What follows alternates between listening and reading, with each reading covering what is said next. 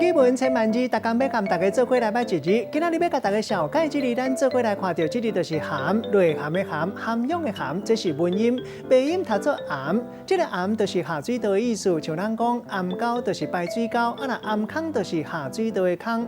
另外暗坑沟就是暗沟的意思，要带大家做伙来小解两个词。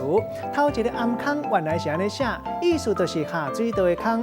啊那第二个词暗坑龟，字面的意思是讲一只龟米伫咧暗坑内底，其实是咧警惕一个人，亲像是古井水家、古井古代无看过世面，某人讲是点坑龟。咱用一句话来举例，甲这两个词夹做伙。